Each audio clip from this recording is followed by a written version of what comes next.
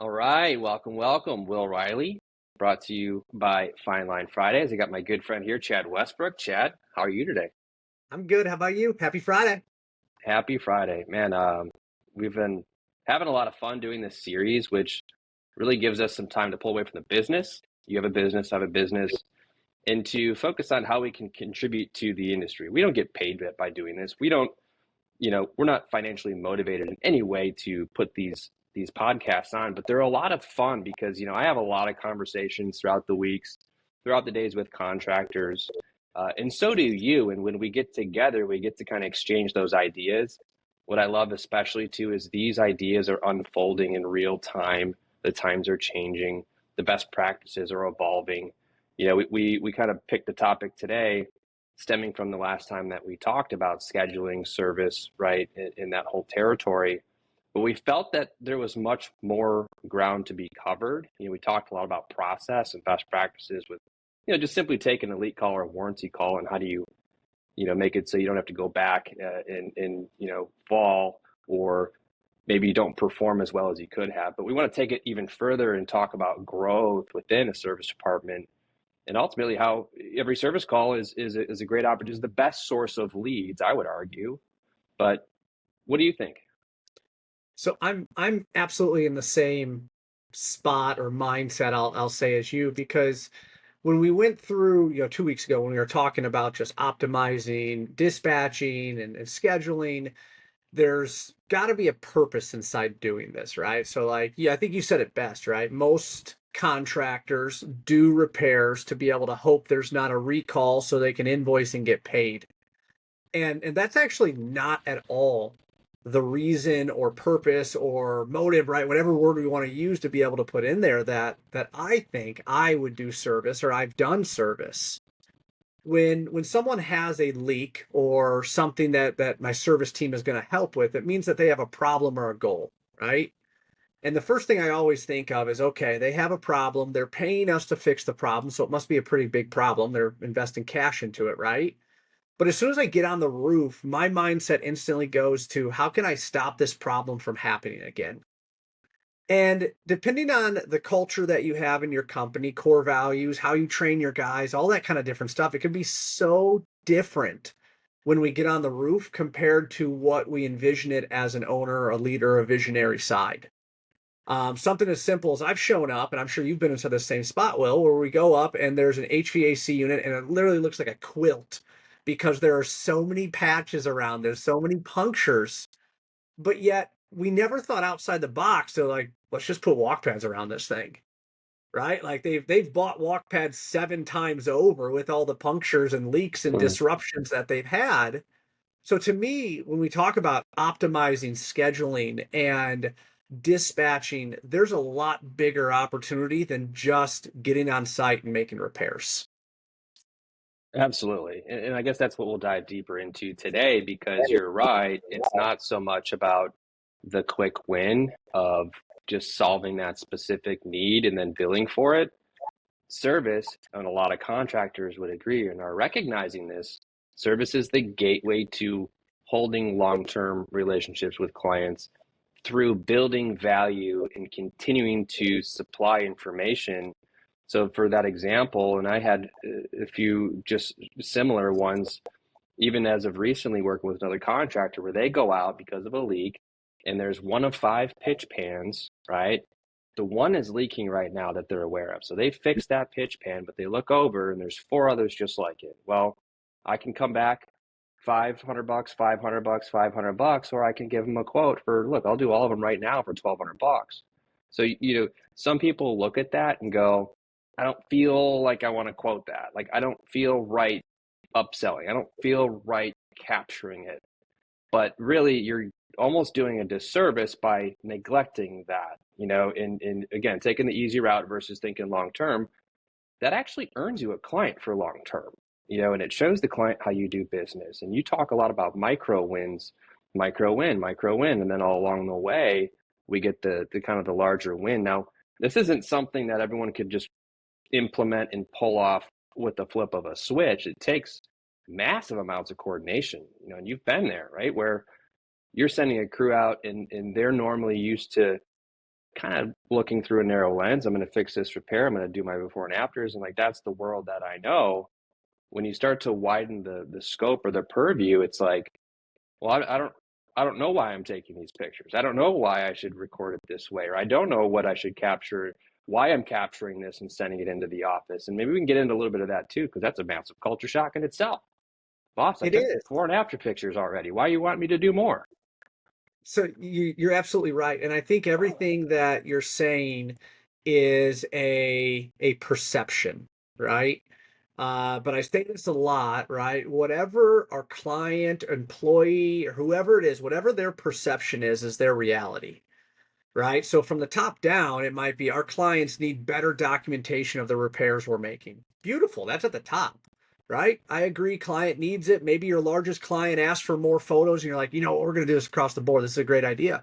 But it gets lost by the time it gets to the technician for why they're doing it. What's the purpose behind it? Or even more importantly, I've been in a lot of training where I talk to the individuals that are doing the inspections, that are gathering the information, and I say, do you know what your report looks like? And I ask this question because photos are in landscape, photos are in portrait. They're taking the photos all kinds of different way. Their fingers in front of the camera. It's all stuff that I see, and it's just like, this is so common. Like, how are we missing this?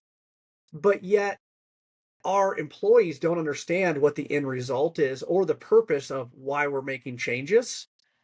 And that's what I run into a lot of times is it's not that our employees are trying to revolt against us or not do it or not want to do it. They don't understand the value of, right, if we did this, it's going to make this better. And that could be internally or externally.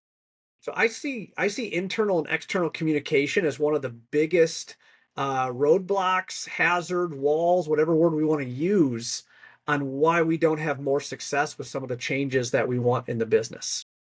Yeah, it's fair too, because if they don't understand that, I mean, we talk a lot about the why, and it's like, yeah, obviously the why, but when you boil it down to an example you just said, it's like a tech that took a picture, maybe it's close up, and it was a picture of it, of the repair close up, and you're saying, look, I need a kind of a broader view, and they're like, what, you're questioning my work, you're questioning this, you're questioning that. Well, if you gave them that why, look, we need a broader view because that is for the customer. And here's what it looks like when I print it. Then their light bulb goes off and then they're like, okay, got it. It's all because they don't understand, and furthermore, too, that whole scenario where, look, we've got the 4 extra pitch pans leaking. I'm just asking you, tech, that whenever you do a repair, just kind of stand up, look around, and then capture anything in the surrounding area. Now, why? Well, we're going to cover your ass too, because if we leak again, even 5 feet, 10 feet away, they're going to think it's the work that you did. So there's a why for you. A why for the customer is because we want to help them reduce the number of dollars that they're spending. The why for the company is, of course, revenue, but also another why, bonus why, is we're helping another account manager get a fuller book of business. So I love the scenarios where like everybody wins and that why aligns. And I think some of the most successful service departments out there have like really understood that and carried it through the entire organization. So I love that. One thing I would challenge anybody listening to this is one, what are your core values? Okay, that's a huge, huge part. And if you're looking it up inside your phone or email right now, you don't live by your core values, right? So core values are ultimately what you hire and fire upon, right? Someone's going to come in because they see the world, they see I mean that's not the right way to say it, right? But they see the values that you have, they believe inside them and they can execute on them. And almost every core value to an extent has something along the lines of integrity, right? Doing the right thing when no one's looking. That's how I think of integrity, right? Making right logical choices, different things like that. And what I find is that when we don't do, let's just use an example. We get on site and we see those other pitch pans, right? And our customer's not up on the roof. Our customer's in California or other side of the United States, expecting us to be able to help them manage that building, right?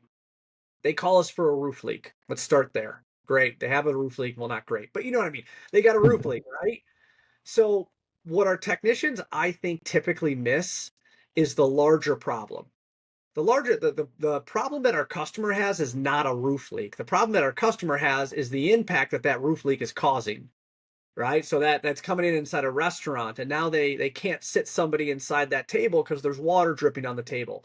Now all of a sudden we got a garbage can that's catching water, right? All of these things are internal impacts that are a result from the leak. So anytime that I've had conversations with technicians, they feel that them proposing additional work is screwing the customer over. Mhm. It's making the customer spend more money when they don't need to. It's not leaking right now. And the one thing I'll say is that the perception of the cost that the of whatever the leak is typically astronomically different, 10 times more expensive to the impact of the business than what they'll pay to fix the leak.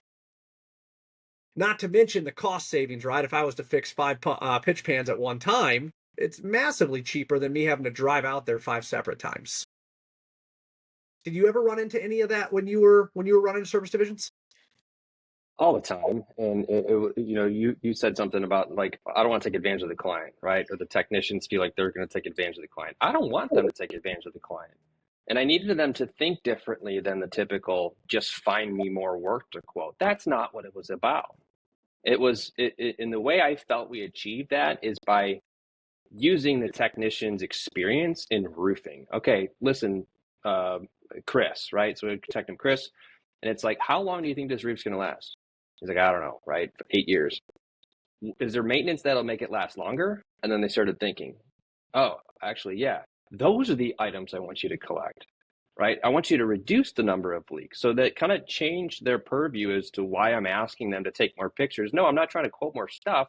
I'm trying to quote it by doing the right thing to show value to the client so I could retain them longer.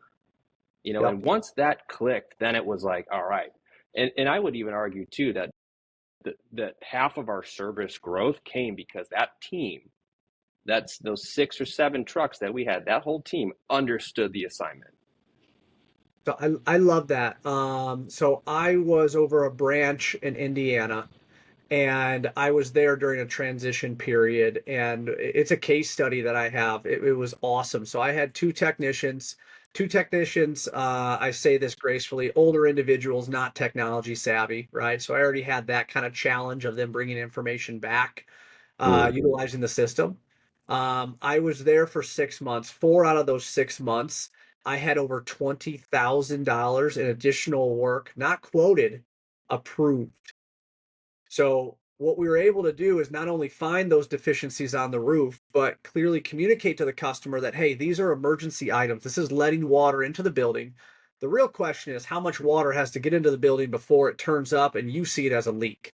There's no doubt it's trapped in the system, right? It might be trapped in the ISO, it might be trapped in the built up system underneath it. It's just a matter of time. But what happened is when we started communicating that to the customer, right, that we're finding these additional deficiencies because we want to be able to help reduce leaks and make the asset last as long as possible, they started understanding that I wasn't trying to sell something. I was actually trying to make it last longer and create less disruptions in their business, just like you said. But the crazy part is that it was, and I would challenge to say that the real number was 30,000. It was at least $20,000 every single month in revenue that we were producing from my techs finding additional work on site. Yeah, I believe it. And I bet you're being conservative on that approach too, because I've seen it, and it's like it happens in phases. This is like I said earlier. It's not like you can flip a switch and all of a sudden, bam, we're operating on all cylinders. It's like you got to have that beginning phase of first asking to take a look around. Second, having them understand why they're taking a look around. Third, pairing that value with the customer so that you can retain and continue to nurture, extract, whatever you want to call it.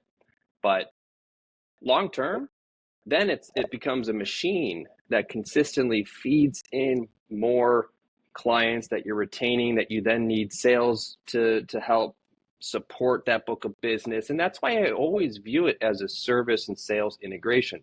If you are a Mhm. commercial or residential service-based contractor, you sell too, right? The question is, how well do you integrate your sales efforts with the service efforts? Because you've got techs on and off roofs, old roofs, new roofs, everywhere in between. Same thing with sales reps, right? So we need everybody offering the same set of products to the market. And how do you collect that? And how do you kind of bridge between divisions efficiently? That's the key. So I want to mention something because you said something. I don't know why it triggered a conversation that I had. This was maybe 6 months ago or so. It was a company I work with out of North Carolina, and they were hiring on their first sales rep. Now this is a big company. They've just always had a really good hold on the branch, and they're like, "Hey, we want to grow the service side." So they hired in their first rep.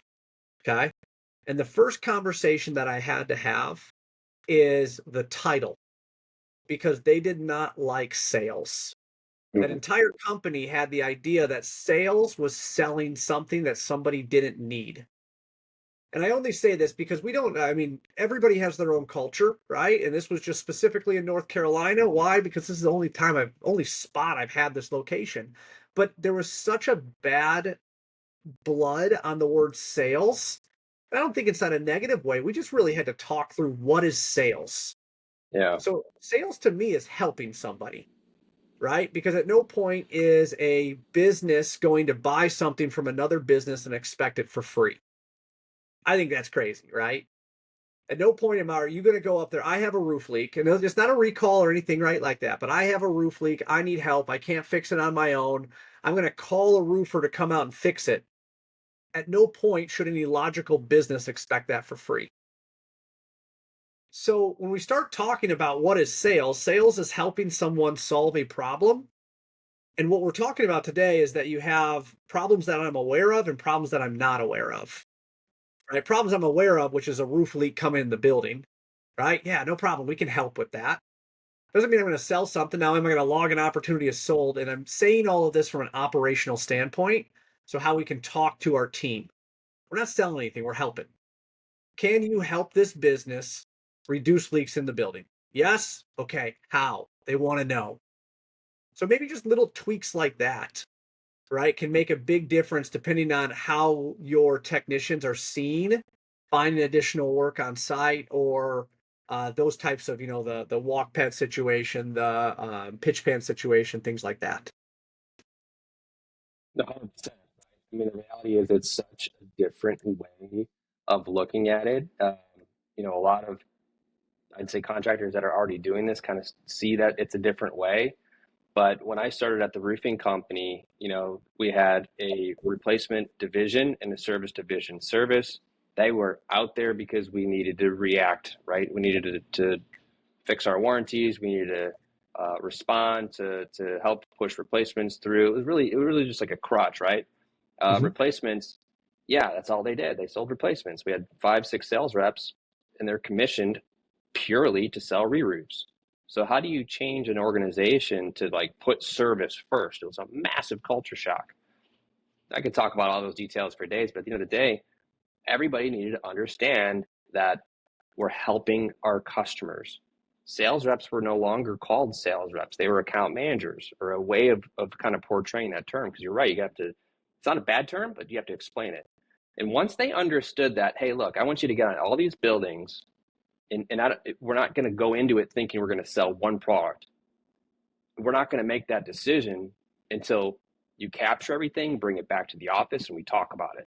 Because Hmm. certain roofs, the strategy was replacement. Other roofs was, hey, tell the client that they can actually take this from a C graded roof to a B graded roof and we can save them money. Great. Others were D to F graded roofs where we can't warranty our repairs.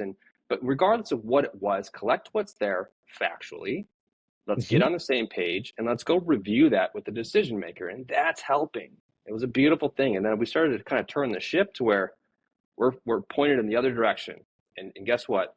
Service was the customer service department.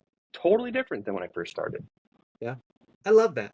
I love that, man. Because again, that's what I think I do. I help contractors that help businesses that supply stuff to our community, to our regions, to the United States. Right? Like that's where it was. I'm proud to be able to say that there are restaurants that are open in certain parts of the United States because I was able to help that restaurant stay open. And it just so happened that I did roofing, right? That was my specialty. That was my expert side. So I love that side. So The other part that I'd like to talk about today, especially we're talking about scheduling and optimizing, because when it comes to, let's just say, on-site upsell, let's say you were to fix those 5 pitch pans, the most common thing that I hear from contractors is, if I do that, it screws my schedule up. Now I can't get to all the jobs I need to get to. Do you hear that?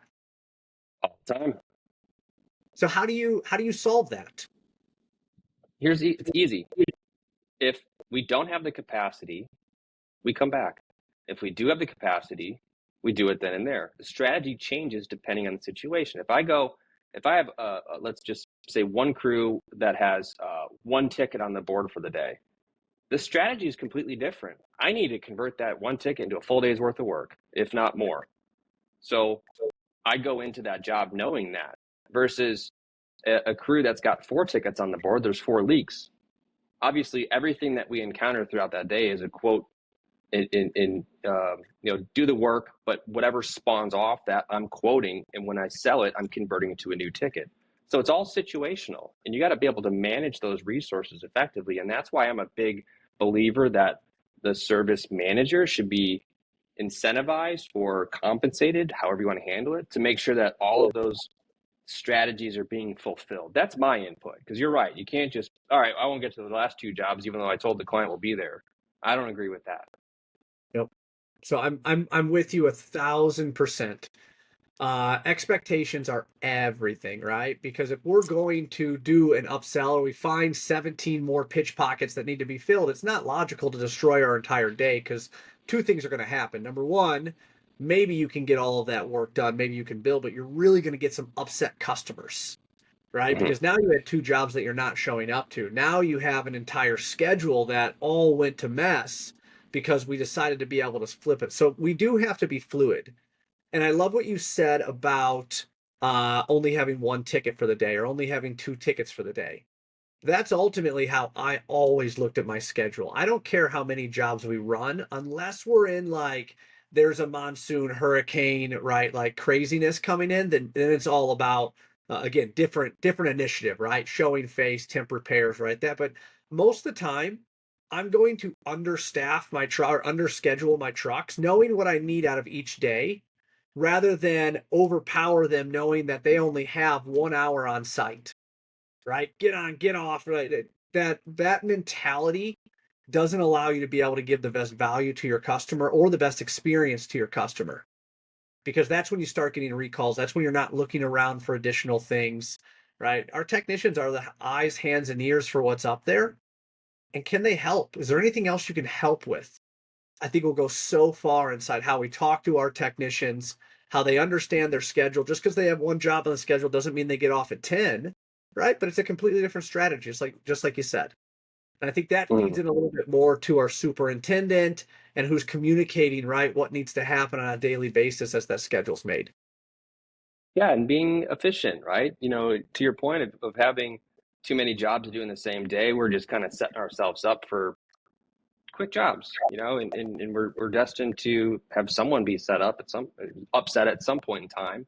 But if we slow down, right? Some you say slow down to do more, slow down to speed up. Well, in this sense, if we slow down, like I always say, service techs in general are slower. They're more methodical, right? We're not banging out squares. We can't just pull someone off a production job and say, all right, go run these service tickets, because it's totally different. It just is. So when you slow down, you can do more quality work. You can be more mindful of what's around, and it propels more work. Be fluid. I like that. You need to have good systems too that kind of help govern the process. I drew out a map. I wish I could show it here, but I drew out like a workflow map, and it was from very beginning, inbound lead or service call. Where does it go? Well, it goes here. If it's sales, then a sales rep runs it. If it's service, then I create a work order, right? But really that whole end of the map connects, and it cycles through. Every work order could spawn off another sale and repeat the process. But sometimes you got to take a step back and go, okay, wow, that it all does connect. Then start to put those checks in place, and then start to have some software that helps manage it all. There's a lot of touch points in service. We had to have 2 topics on this specifically. because there's so many touch points in service. There is. There is. So we're getting toward the end of time. So the one thing I guess that I want to tell you guys when it comes to optimizing, scheduling, and dispatching, the one trick I guess that I'll tell you, or one thing that I think should always be top of mind, overtime reduces profitability on time and material by 50%. So think about that. We're talking about stacking jobs, getting to as many jobs as possible, and that being a success side. Anytime that you're billing regular rate and your technicians are on overtime, think about that. Your labor cost goes time and a half. Your profitability is typically dropped by at least 50%. So we're talking about all of this different stuff that's happening, how to schedule the job, dispatching the job. We talked about process, right? Before. Now we're talking a little bit deeper of how can the technicians help with this. I have always understacked it because it's easy to be able to put another job on at the end of the week or end of the day. It's super hard, right, to be able to manage overtime when you guys are just blasting out jobs and it's just like, do as many as you can, just call me and I'll keep running through. That is very rarely a process that is profitable and scalable because your customer doesn't get the experience and you guys don't get the profitability, which ultimately results inside a double fail. That's the one thing I would just keep top of mind as you're working on optimizing scheduling and dispatching. Yeah, I wonder too if your numbers include like two guys in the truck that both hit overtime if they work Yep. together the whole week, because it's even harder. Or you're just aware of that, and then you can charge appropriately. It just being in tune with everything every step of the way. So I love this. I love the conversations too, and hopefully whoever's listening to this can take these little pieces away and have conversations internally and start to make some steps to transforming your service department. Like I said, we went from 12 million to 28 million in 3 years because of service. Yes, there was other things that helped, other sales reps, other account managers that brought stuff to the table, but service was the catalyst, and couldn't be prouder for it. Love it. Love it. Love it. I appreciate you, let me be a part of this and feed into it. So thank you, sir. All right. We will catch you in 2 weeks. See you Thanks, y'all. guys.